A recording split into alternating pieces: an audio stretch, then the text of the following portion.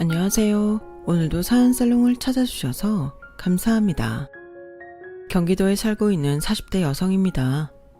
저는 23세 결혼해서 20년 넘게 한 남자의 아내로 살다가 얼마 전에 이혼을 했어요. 살면서 힘든 고비가 한두 번이 아니었지만 그래도 이혼을 생각한 적은 단 한 번도 없었어요. 돈이야 없으면 어떠냐, 몸 건강히 열심히 살다 보면 언젠가 옛날 이야기하며 웃는 날이 오겠지. 이런 생각으로 눈앞이 캄캄한 상황에서도 서로를 의지하며 버텨왔거든요. 그 덕에 지금은 몇 번의 큰 고비도 잘 넘기고 조금 살만해졌죠. 그런데 하필 지금에 와서야 이혼을 결심하게 되었네요. 사람은 겪어봐야 안다고 하던데 20년 넘게 한 입을 덮고 부부로 살아왔는데도 이제서야 내 남편이 어떤 인간인지를 알게 되었거든요. 제가 멍청한 건지 남편이 잘 속이고 산 건지 잘 모르겠지만요. 저는 10살 무렵에 한꺼번에 부모님을 잃었어요. 저희 부모님이 금슬 좋은 부부라서 그랬는지 한날 한시에 하늘나라로 가버리셨거든요. 화원을 하시던 부모님은 제가 학교에 간 사이 함께 배달을 나가셨는데 졸음운전 차량이 중앙선을 넘어와 저희 아빠 차랑 정면 충돌을 하는 바람에 그렇게 되셨어요. 하루아침에 고아가 된 저는 딱히 보살펴줄 사람이 없었어요. 양가 친인척이 없었던 건 아니지만 아무도 저를 맡겠다고 나선 사람이 없었거든요. 사실 남의 자식을 데려가 키운다는 게 쉬운 일은 아니잖아요. 그래서 원망은 안 해요. 다만 조금 서운한 점이 있다면 하루아침에 얼굴색을 바꾼 사람들의 태도였어요. 저희 부모님이 살아계실 때는 저희 집 도움을 받으려고 자주 찾던 친척들이 순식간에 등을 돌리더라고요. 늘 저를 웃는 모습으로 반기시던 그분들이 싸늘한 표정으로 저를 대했던 그날의 기억은 아직도 잊혀지지가 않아요. 그때 알았죠. 부모가 없다는 건 이런 거구나 하고요. 장례식이 끝나도록 제 거취 문제는 해결이 나지 않았어요. 친가 식구들은 외가 식구들한테 저를 떠밀었고 외가에서는 성도 다른 애를 왜 우리가 키워야 하냐고 결사 반대를 했죠. 그런 와중에 저를 맡아 키우겠다고 하는 사람이 나타났는데 그 사람은 다름 아닌 제 외삼촌이었어요. 정확히는 저희 엄마와 배다른 형제인 외삼촌이었죠. 당시 외삼촌은 고작 20대 중반에 불과했는데 아직 결혼도 하지 않은 처지였죠. 저희 부모님의 부고도 뒤늦게야 전이 듣고 장례식 마지막 날에야 달려왔던 외삼촌은 저를 맞지 않겠다고 싸우는 사람들 틈에서 유독 혼자 슬픈 표정이었어요. 외삼촌은 제가 사람들이 떠드는 소리를 듣는 게 싫었는지 양손으로 제 귀를 막아주었어요. 그리고 사람들 앞에서 소리쳤죠. 걱정들 마세요. 정민이는 제가 키웁니다. 그러니까 애 앞에서 제발 쓸데없는 소리 좀 그만하시라고요. 삼촌은 저를 끌어안고는 장례식장을 빠져나왔어요. 그리고는 인적이 드문 주차장 근처 벤치로 가서 저를 내려주었죠. 정민아, 안에서 사람들이 했던 말들은 다 잊어. 정민이는 절대 혼자가 아니야. 이렇게 버젓이 삼촌이 있는데 왜 혼자야? 앞으로는 삼촌이랑 둘이 살자. 삼촌이 학원도 보내주고 대학도 보내줄 테니까 아무 걱정 말고 튼튼하게만 자라줘. 그럼 되는 거야. 거짓말. 삼촌도 결혼하고 아이가 생기면 그땐 나 버릴 거잖아. 큰아빠가 그랬어. 내 자식 키우는 것도 힘든데 남의 자식까지 어떻게 키우냐고. 삼촌도 그럴 거잖아. 아니야. 삼촌은 결혼 같은 건 안 할 거야. 삼촌은 평생 정민이랑 살 거야. 못 믿겠어? 그럼 손도장이라도 찍어줄까? 삼촌은 제 새끼손가락에 고리를 걸어 흔들고는 엄지손가락으로 지문 도장까지 찍는 흉내를 냈어요. 자, 이제 됐지? 정민아, 사실은 삼촌도 엄마 아빠가 없어서 외로워. 너도 알잖아. 외할머니랑 이모들이 다들 나 싫어하는 거. 그나마 유일하게 나한테 잘해줬던 사람이 너희 엄마였는데 이젠 하늘나라로 가셨으니 정민이가 내 편 좀 해줘라. 우리 둘이 서로 의지하고 살아보자고. 삼촌은 고작 10살밖에 안 된 조카 앞에서 눈높이를 맞추려 무릎까지 꿇고는 인자한 표정으로 말했어요. 삼촌의 그날 눈빛은 세상에서 가장 따스하고 슬픈 눈빛이었죠. 그렇게 저는 외삼촌과 함께 살게 되었어요.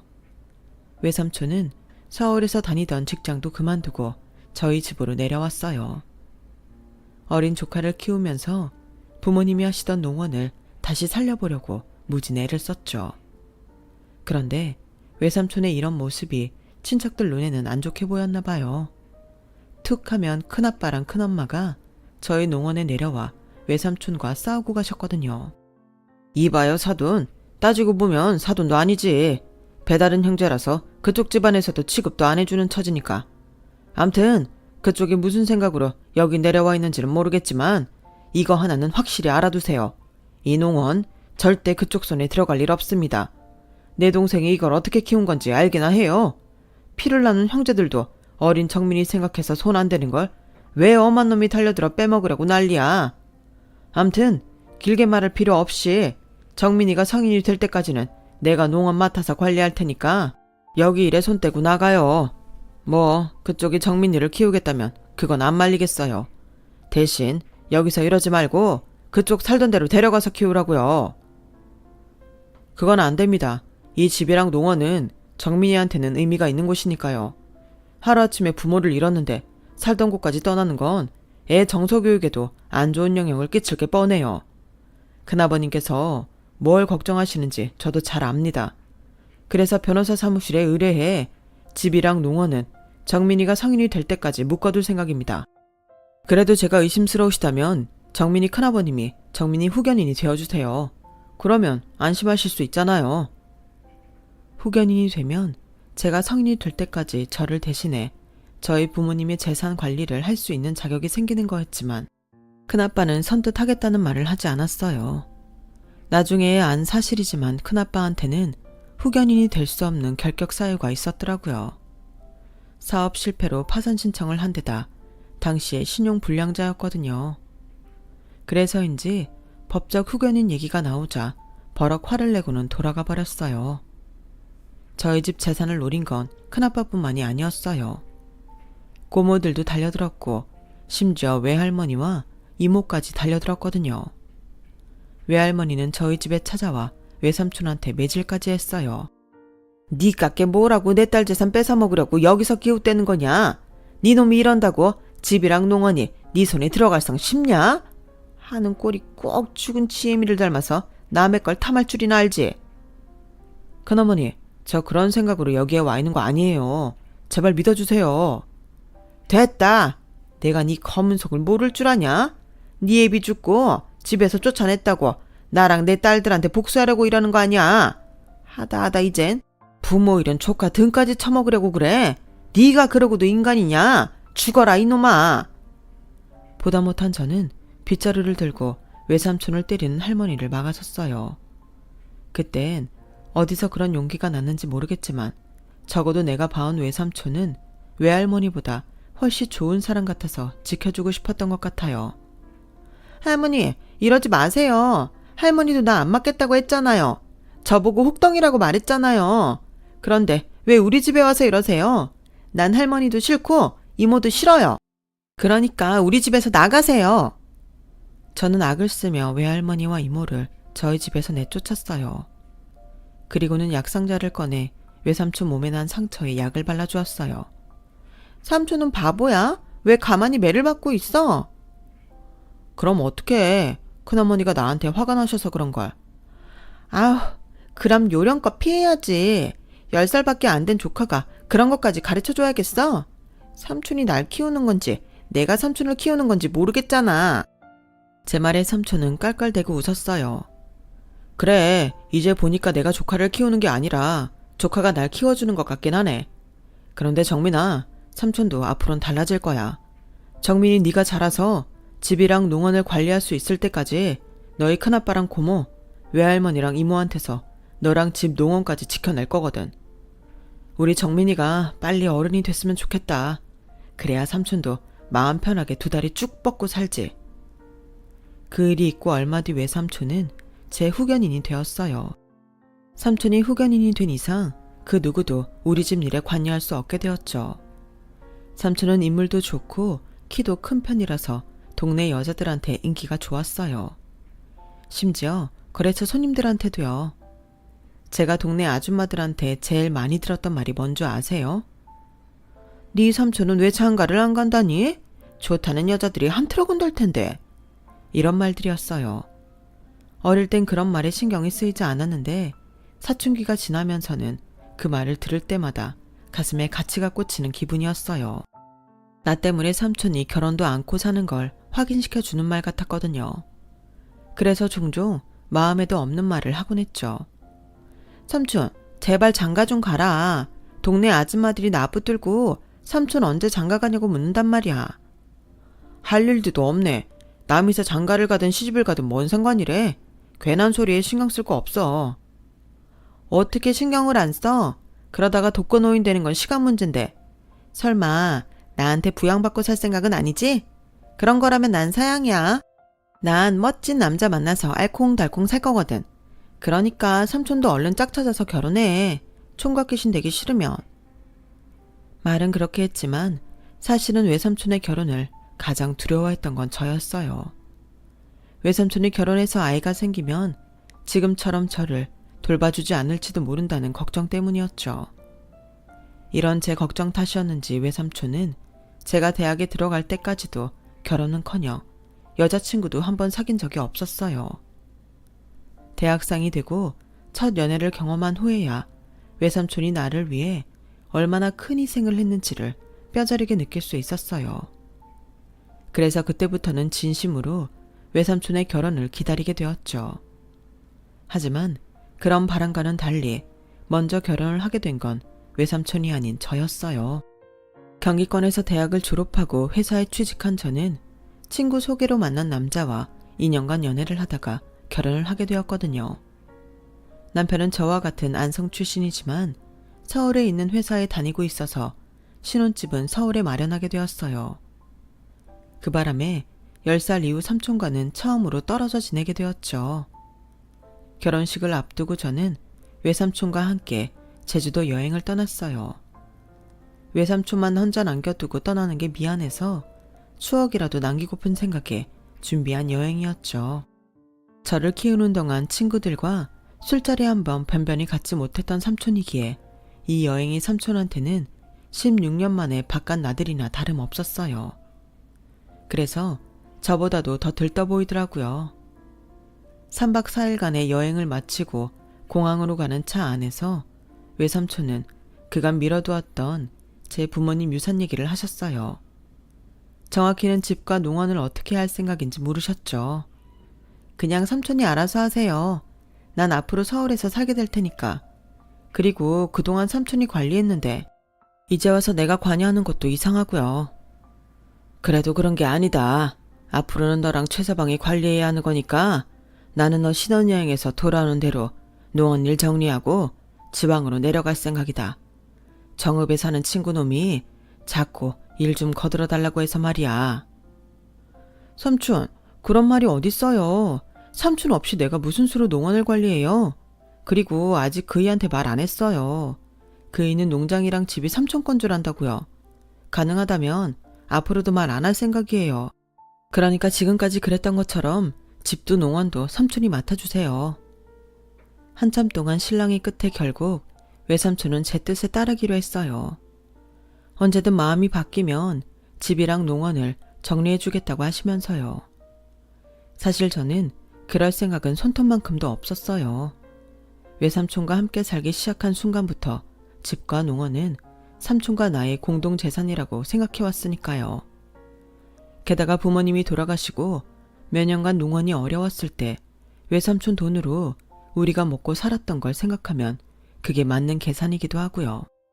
그래서 남편한테는 집과 농원의 소유권 얘기는 하지 않았어요.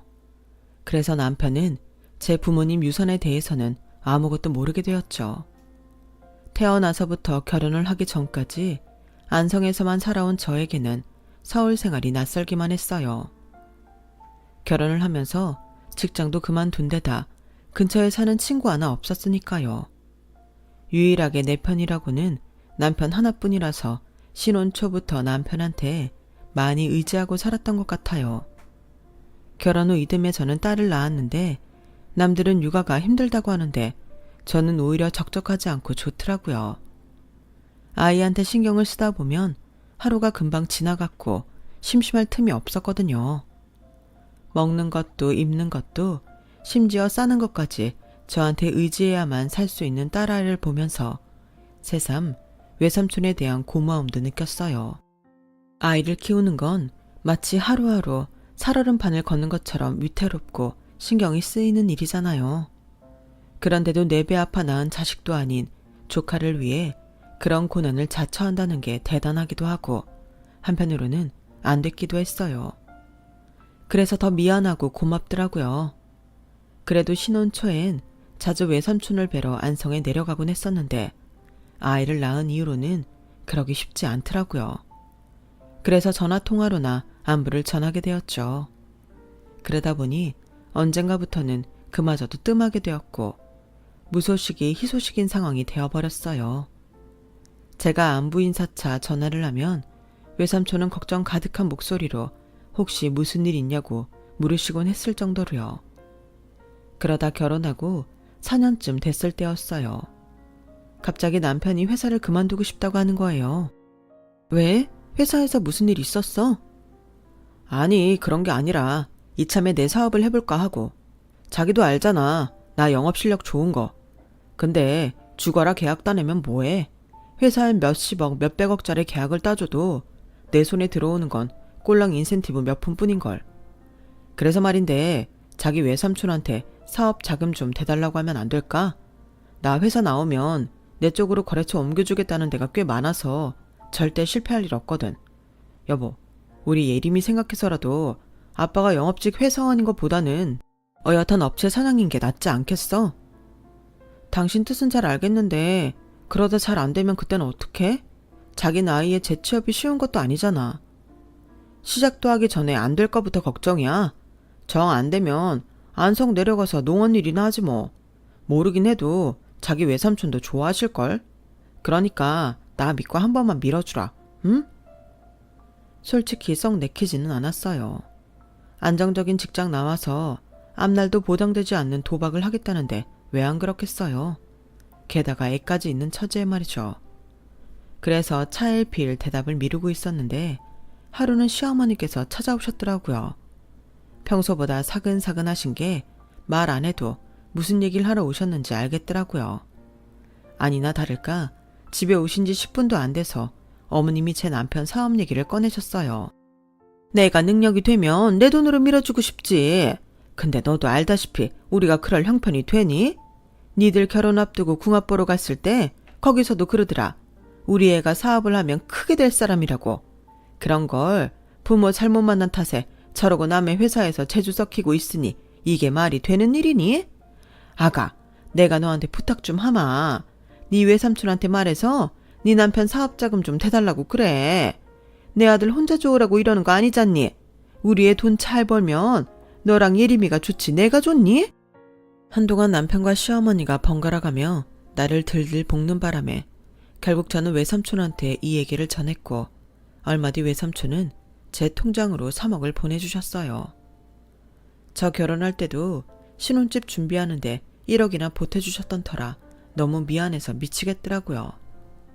하지만 저와는 달리 남편은 좀 실망한 표정이었어요.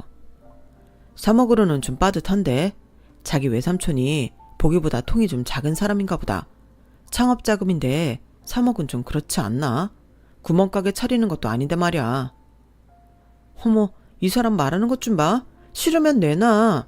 기껏 생각해서 도와줬더니 뭐? 3억이 적어? 진짜 배부른 소리 하고 있네. 생각을 해봐. 요즘 세상에 누가 담보 하나 없이 3억이나 빌려주겠어? 어림도 없지. 우리 삼촌이나 되니까 그 큰 돈을 아무 조건 없이 빌려준 거라고. 근데 자기 말이 좀 이상하다. 말끝마다 빌려준 거라니. 외삼촌이 내 사업에 투자하는 거 아니었어? 사실 외삼촌은 갚으라는 말 없이 보내주신 돈이었지만 공짜 돈이라고 하면 남편이 쉽게 생각할 것 같아서 내 선에서 빌려준 돈으로 둔갑시켰어요. 그랬더니 남편 표정이 싹 달라지더라고요. 무슨 소리야. 당연히 갚아야지. 차용증도 써서 삼촌한테 보내야 돼. 그럼 돈 3억이 네 집 개 이름인 줄 알았어? 아니, 당연히 갚아야지. 나도 갚으려고 생각했었어. 남편은 차용증을 쓰는 내내 떨떠름한 표정이었어요. 그 모습을 보니 거짓말을 하길 잘했다 싶더라고요. 공짜 돈이라고 쉽게 받던 게 분명했으니까요. 하지만 이런 노력에도 불구하고 남편의 회사는 1년도 넘기지 못하고 꼬꾸라졌어요. 쉽게 계약을 따낼 수 있을 거라고 장담했던 남편이 이렇다 할 실적을 내지 못했거든요.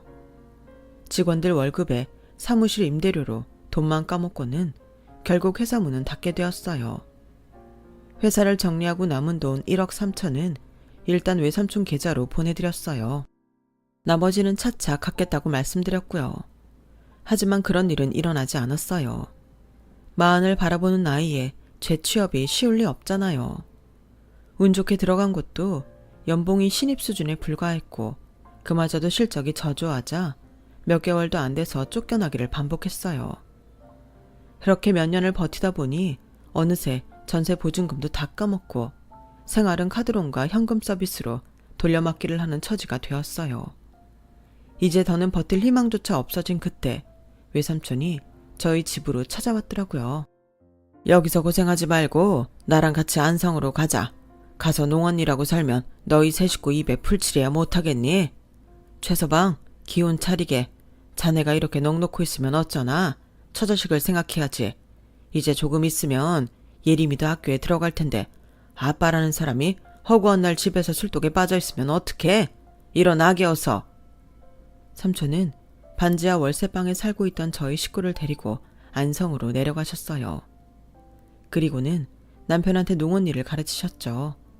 사업이 망하고 다니던 회사에서도 연달아 업무 실적을 핑계로 쫓겨났던 남편은 자존감이 바닥을 치고 있는 상황이었는데 외삼촌 옆에서 농원 일을 배우면서 조금씩 예전의 모습을 찾아가기 시작했어요. 서울에 있을 땐 식당 일도 하고 팥줄 일도 하면서 닥치는 대로 일을 해서 돈을 벌었던 저 역시 외삼촌 덕분에 육아와 살림만 챙기게 되었고요. 그렇게 시간은 흘러 어느새 저희 딸이 10살이 되었어요. 제가 부모님을 잃고 혼자 남겨졌던 그 나이였죠. 그런데 하필 그때 반갑지 않은 불청객들이 집에 찾아왔지 뭐예요. 오랫동안 연락을 끊고 살았던 큰아빠였어요. 수십 년의 세월이 흐른 만큼 그 사이 많이 늙으셨더라고요. 하지만 달라지지 않은 점도 있었어요. 장민아, 내가 이렇게 부탁한다. 더도 말고 딱 1억만 빌려줘. 오죽하면 내가 조카인 널 찾아와서 이런 부탁을 하겠냐? 저 그런 돈 없어요. 그리고 있어도 못 드려요. 저 결혼한다고 연락드렸을 때 큰아빠가 저한테 뭐라고 하셨어요? 영 끊고 살자고 하셨잖아요. 그래놓고 돈 필요해지니까 찾아오신 거예요. 어떻게 한 입으로 두 말을 하세요? 그땐 내가 어리석었다. 원한다면 지금이라도 사과하마. 그래도 명색이 가족인데 이렇게 모질게 굴 건 없잖니. 가족이요? 큰아빠는 자기한테 필요할 때만 가족을 찾으시나 보네요. 저를 가족이라고 생각하시는 분이 저희 부모님 돌아가시자마자 저 고아원에 보낼 생각부터 하셨어요? 그게 무슨 가족이에요. 가세요. 그리고 앞으로도 찾아오지 마세요. 저는 20년이 훨씬 넘도록 연락 한 번 없다가 돈궁해지니까 가족이라는 이름을 앞세워 찾아온 큰아빠를 매몰차게 내쫓았어요. 큰아빠의 존재조차 몰랐던 남편은 그런 제 모습을 보고는 꽤 놀란 듯 보였어요. 하지만 자세한 내막을 묻지는 않더라고요. 그런데 얼마 뒤 사단이 나고 만 거예요. 돈을 빌려주지 않자 제게 앙심을 품은 큰아빠가 제 남편을 몰래 불러서는 쓸데없는 얘기를 늘어놓은 거죠. 여보, 이 집이랑 농원 당신 거라는 게 사실이야? 자기 부모님이 유산으로 물려주는 거 맞냐고. 말 못하는 거 보니 맞구나. 이야, 난 지금까지 그것도 모르고 자기 외삼촌한테 괜히 미안해 했잖아. 그리고 자기 외삼촌이라는 사람 자기 엄마랑 배다른 형제라며? 집에서도 내처진 사람이라던데. 그럼 자기랑 조카 삼촌도 아닌 거잖아. 안 그래? 아니, 그렇게 신원도 불분명한 사람한테 그 오랜 세월 동안 자기 재산을 맡겼던 거야? 도대체 뭘 믿고? 도대체 누구한테 무슨 말을 듣고 왔는지 모르겠지만 그런 거 아니야. 그리고 내 외삼촌 맞아. 나 10살 때 부모님 돌아가신 이후로 자기 만나 결혼하기 전까지 나 키워준 내 삼촌 맞다고. 큰아버지 말씀은 좀 다르던데 자기 혹시 외삼촌이란 사람한테 생각을 주입당했던 거 아니야? 그래서 그렇게 맹목적으로 믿는 거 아니냐고. 이야, 이거 까딱했다간 엉뚱한 사람한테 전 재산 뺏길 뻔했잖아. 사람은 자기가 보고 싶은 것만 본다더니 제 남편도 그랬어요. 제가 아무리 자초지종을 설명해도 좀처럼 미드러들지 않았죠. 그저 머릿속에는 온통 돈뿐이었어요. 그날부터 남편은 외삼촌을 대하는 태도가 달라졌어요. 마치 주인집 아들이 종놈 대하듯 하더군요. 그리고는 일도 전처럼 열심히 하지 않았어요. 자기가 움직여서 일하기보다는 남한테 지시하면서 관리자 노릇만 하려들었죠. 그러던 어느 날 결국 사단이 나고 말았어요. 제 남편이 농땡이를 부리며 일을 제대로 하지 않자 외삼촌이 한마디 했더니 남편이 대들고 나선 거였죠. 보자니까 너무하시네. 내가 내 농원에서 부리는 사람 명령까지 따라야 합니까? 저요 다 알고 있습니다. 그쪽이랑 내 아내가 진짜 삼촌 조카 사이가 아니라는 거. 저희 장모님이랑 배다른 형제라면서요. 집에서도 내쳐졌으면 남남 아닙니까? 그래놓고 무슨 삼촌은. 그리고 앞으론 나한테 이래라 저래라 하지 마세요. 이 농원이랑 집 내 아내 거잖아요. 암튼 난 할 말 다 했으니까 억울하면 짐 싸서 나가세요. 구차하게 매달리지 말고. 남편이 달라진 태도에 외삼촌은 충격을 받으셨어요. 상황이 그 지경인데도 저한테는 아무 내색도 하지 않으시다가 얼마 뒤 지방에 있는 친구분 농장일 도와주시러 가신다고 나가셔선 연락이 끊어졌어요. 작별 인사도 없이 사라진 외삼촌 때문에 저는 경찰에 실종 신고까지 냈지만 외삼촌의 흔적을 찾을 수 없었어요. 저는 제 남편이 저지른 짓을 까맣게 모른 채 남편한테 많은 부분을 의지하며 지내게 되었죠. 그런데 그렇게 시간이 3년쯤 지났을까요? 웬 낯선 중년 남자가 저희 집에 찾아오셨더라고요.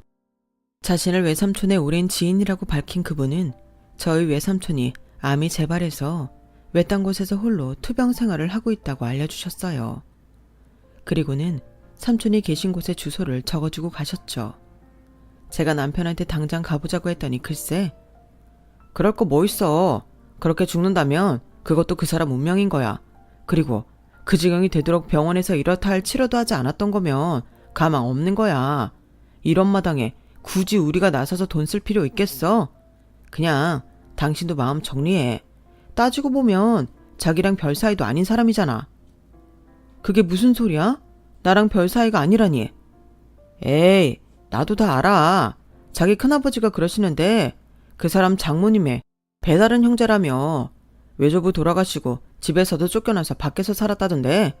그럼 남이나 마찬가지지 무슨 삼촌은. 암튼 쓸데없는데 돈 쓸 생각하지 말고 자기 모른 척해. 그동안 자기 부모님 유산 관리한답시고 해먹은 돈도 꽤 될 테니까 미안한 마음 가질 거 없어. 그 순간 내 남편이 사람 같아 보이지 않았어요. 돈에 환장한 괴물 같더라고요. 그 사람? 당신한테는 고아인 날, 이날 이때까지 키워주고 보살펴준 우리 외삼촌이 그 사람이야? 사람 참 무섭다. 우리 삼촌 돈 받아가며 회사 차리고 회사 망한 뒤에는 굶어 죽을 판인 거 데려다 먹여주고 재워준 은인을 그깟 돈에 눈이 멀어서 그 사람이라고 하다니. 당신 내가 아는 내 남편 맞아? 어쩜 사람이 이래. 다른 사람은 몰라도 당신은 그러면 안 되지. 우리 삼촌한테 그렇게 은혜를 입었으면서 어떻게 이럴 수가 있냐고. 당신이 안 가겠다면 좋아. 나 혼자 갈게. 당신이 뭐라고 하든 난 우리 삼촌 살려야겠으니까 나 말리지 마. 서운한 마음에 혼자 집을 나서려는데 남편이 따라 나오더라고요. 그 정신에 어떻게 그 산골까지 가겠냐면서 자기가 태워다 주겠다고 하더군요. 생각 같아선 남편 손을 뿌리치고 싶었지만 차가 없이는 외삼촌이 있는 곳까지 가기 힘들 것 같아서 못 이기는 척 남편 차에 올랐어요. 한참을 달려서 도착한 곳은 강원도 어느 산골이었어요. 삼촌이 지내고 있는 곳은 말이 집이지 다 쓰러져가는 토굴 같은 곳이었어요. 뼈만 앙상한 채로 잠들어 있는 모습을 보니 눈물만 쏟아지더라고요. 삼촌을 흔들어 깨워봤지만 몸에 기운이 없어서 그런지 좀처럼 일어나지를 못했어요. 여보, 차에 시동 좀 걸어. 근처 병원에라도 모시고 가서 링거라도 놔드려야겠어. 이 사람이 미쳤어? 놔두면 죽을 사람을 뭐하러 돈 들여가며 살려. 그냥 둬. 이것도 다 이 사람 팔자야. 뭐? 너 지금 그걸 말이라고 해? 눈앞에서 사람이 죽어가는데도 너는 그놈의 돈 타령이냐? 그리고 지금 네가 먹고 쓰는 그 돈이 네 거니? 내 돈이야. 내가 내 돈을 어떻게 쓰든 넌 상관할 자격이 없는 거라고. 그렇게 돈이 좋으면 네 손으로 벌어서 써. 난 내 재산 다 털어서라도 우리 삼촌 살릴 거니까. 넌 네 갈 길 가라고. 대신 나갈 땐 네 몸만 들고 나가. 내 돈으로 산 거 하나라도 들고 나갔다간 절대로 경찰에 신고할 테니까. 아, 저 차도 두고 가. 저거 우리 삼촌이 산 차잖아. 꼴 보기 싫으니까 당장 꺼지라고. 야, 이 미친년아. 넌 네 남편보다 그놈의 반쪽짜리 삼촌이 중요하냐? 그리고 네가 뭘 모르나 본데 부부가 이혼할 때는 한쪽에 특별한 귀책 사유가 없는 이상 재산 분할을 해야 하는 거야. 집이면 농원까지 전부 반으로 나눠야 한다고. 뭘 알고나 까불어. 남편은 기세등등하게 큰 소리를 쳤어요. 모르는 건 너지. 집이랑 농원이 누구 명의로 되어 있는데 확인은 제대로 해봤니? 우리 삼촌 이름으로 되어 있어. 내가 애초에 삼촌한테 다 넘겼다고. 우리 부모님 유산은 그동안 다 쓰고 사라진 지 오래야. 네가 툭하면 내 친정에서 끌어다 쓴 돈들 그게 우리 부모님 유산이었다고. 그러니까 너랑 나 이혼해도 네가 챙겨갈 수 있는 돈은 한 푼도 없단 얘기야. 그뿐이니? 네가 우리 삼촌한테 빌려 쓰고 안 갚은 1억 7천 이혼할 때 그것도 확실히 해결해 주길 바래. 안 그러면 소송인 거 알지? 내 할 말 끝났으니까 당장 차키 내려놓고 여기서 나가. 그제야 상황 파악이 된 남편은 자기가 병원까지 데려다 주겠다며 어떻게든 제게 달라붙어 보려고 했지만 어림도 없는 일이었죠. 남편을 내쫓은 저는 119에 전화해 외삼촌을 모시고 병원으로 향했어요. 그리고 얼마 뒤에 외삼촌을 저희 집에서 가까운 병원에 입원시켰죠. 아무도 나를 걷어두지 않을 때 제게 손을 내밀어준 외삼촌을 이렇게 보낼 수가 없었거든요. 병원에 입원한 뒤 조금씩 체력을 회복한 외삼촌은 항암 치료를 시작했어요. 큰 차도를 기대하기 힘든 상황이지만 그래도 끝까지 해볼 수 있는 건 다 해보기로 했거든요. 하지만 약 때문에 음식물 섭취가 힘든 외삼촌은 식사를 거부하기 일쑤였어요. 그럴 때마다 저는 외삼촌한테 통사정을 하면서 기어이 한 숟가락이라도 떠먹이곤 했죠. 삼촌, 나 진짜 고아 만들기 싫으면 삼촌이 털고 일어나야 돼요. 아무리 무서운 병도 사람의 의지가 강하면 떨어져 나가기 마련이라고요. 어떻게든 살아요. 살아서 삼촌 인생 다 바쳐서 키운 이 조카한테 효도도 받고 조카 손녀딸 자라는 모습도 보시라고요. 삼촌, 제발 날 위해서 살아줘요. 네? 조카의 눈물의 삼촌은 젖먹던 힘까지 짜내가며 투병 생활을 이어가셨어요. 하루에도 몇 번씩 토하고 먹기를 반복하면서도 식사를 거르지 않으셨죠. 그리고 2년이 지난 지금은 집에서 생활을 하시면서 농원도 둘러보실 정도로 상태가 많이 호전되었어요. 물론 여전히 항암 치료도 병행하고 있지만 그래도 이전보다는 훨씬 좋아지셨죠. 이제는 이혼녀가 된 저는 다행히 양육권을 얻어서 딸아이를 데리고 삼촌 집에서 함께 살고 있어요. 남편은 딸아이와 한 달에 2번씩 만나고 있고요. 갈라설 때 빤스 한 잔까지 탈탈 털리고 나간 남편은 여전히 저희 집과 농원에 대한 미련을 버리지 못하고 있어요. 딸아이와 만날 때마다 우리 부부의 재결합을 종용할 정도로요. 하지만 어림도 없어요. 이미 그 시꺼먼 속을 알아버렸는데 그런 인간이랑 미쳤다고 재결합을 하겠어요. 어림도 없는 소리죠. 양육비도 10원 한 장까지 다 받아낼 겁니다. 현재로서는 농원 일에 삼촌 간병, 집안일과 애 뒷바라지까지 몸이 10개라도 모자랄 정도로 바쁘지만 그래도 삼촌이 제 곁에서 오래오래 사실 수만 있다면 이런 건 문제도 아니라고 생각해요. 어제보다 나은 오늘, 그리고 오늘보다 나은 내일을 기대하며 오늘도 열심히 살아가렵니다. 여러분도 많이 응원해주세요. 지금까지 제 사연을 들어주셔서 감사합니다. 항상 건강하세요. 여러분, 사연 댓글에 응원과 현명한 조언 부탁드려요. 좋아요와 구독은 저에게 큰 힘이 됩니다. 오늘도 좋은 일 가득하세요.